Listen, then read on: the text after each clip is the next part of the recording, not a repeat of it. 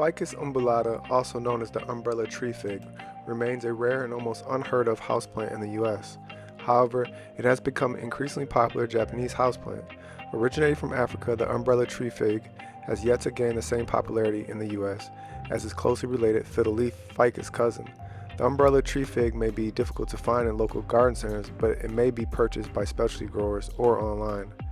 Large heart-shaped leaves contrasting with slim stems and a relaxed branching in mature plants lend to the umbellata a more graceful and serene profile, unlike its upright and more statuesque cousin. Like many indoor plants, especially in the ficus family, Ficus umbellata requires well-draining soil to remain healthy.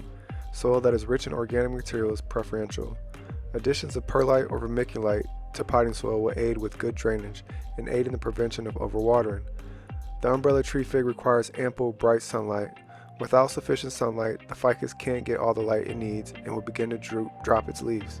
Keep in mind that, like many houseplants, ficuses do not like to be moved after they have found their happy spot, and excessive moves may cause this plant to drop a significant amount of leaves.